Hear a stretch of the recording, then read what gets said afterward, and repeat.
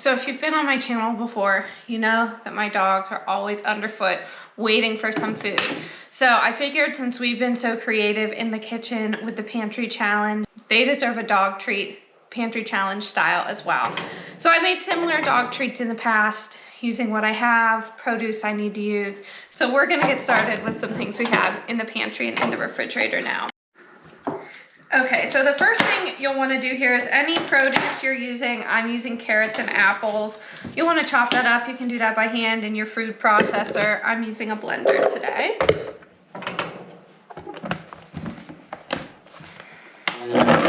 Okay, so I'd say that's good with the carrots.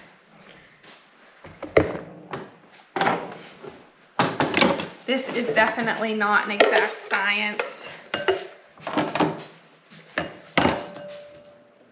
Carrots. Next up, apples. I have some apples that definitely need to be used, but I'll put them in.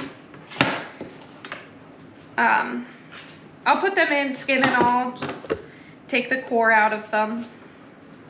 And won't these cores be good treats for the chickens tomorrow? Okay, let's get these chopped up, and we're good. So the produce will help bind everything together, but you need something a little bit more liquid. So I'm going to be using a can of pumpkin puree.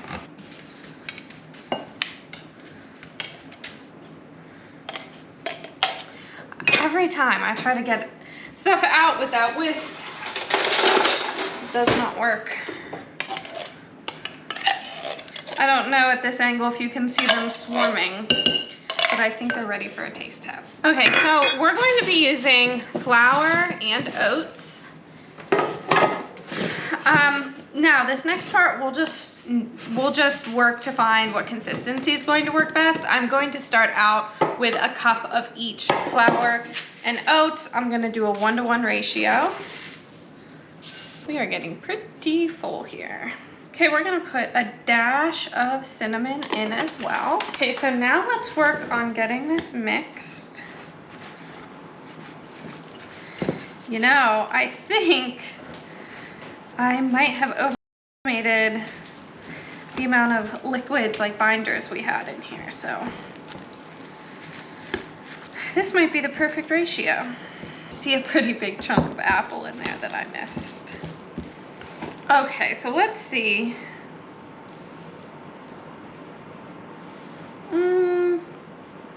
It's still a little wet.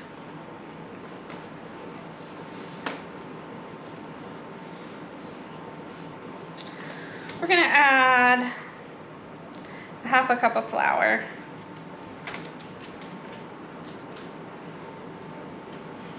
And see where that gets us.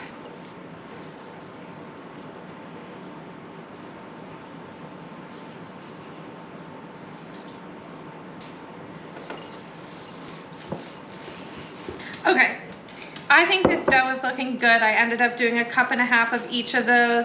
Rolls into a ball nicely. We're gonna push it down like a thumbprint. So I was going to use this stone, but then I put these buckets on top of them. So let me go wipe off the stone. And I think I'm probably gonna need more than one, so we'll go get to it.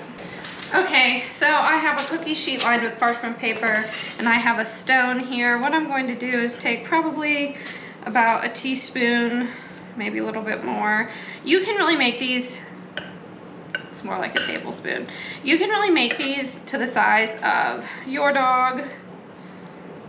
And obviously, the smaller they are, the faster they cook. We're not big on treats, like all the time. Really, it's pretty much just when we're trying to bribe them not to run away and chase a random animal. So these are good in the freezer too. And the shelf life really depends on what you put in them. You'll see a lot of people put like eggs and stuff in them. I just feel like that really reduces the amount of time you can have them out. Unless you're working through dog treats really fast. Carrot and apple. These are too big. You excited for your treats? Okay, so then what we're going to do is just put each of them in a ball, and then you don't have to watch me do all of these. And then what I like to do is kind of take the spoon and just flatten them like that. They cook, because like a dog treat, you want it to be crispy. They just cook better like that, spread out a little bit, gives it a nice little shape. So we're gonna get through all of these and then put them in the oven. I have the oven preheated to 350.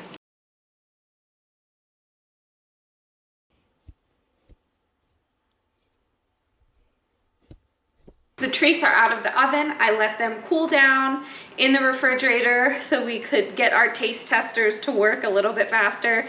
Remember, I used apples and carrots with these because that's what I have, but feel free to substitute it out for whatever else you have to use up. So I think we're ready for the official taste test. Who's ready for some treats?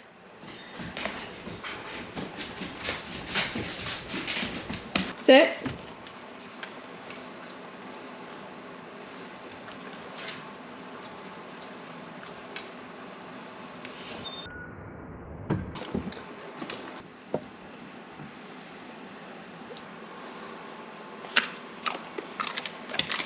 Okay, so what's the final verdict? Oh, going back for more.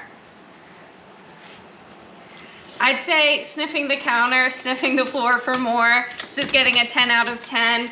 And the pups are just so excited that they got to participate in the pantry challenge. So I hope you try out these dog treats. Let me know if you do, and we'll see you back for the next video.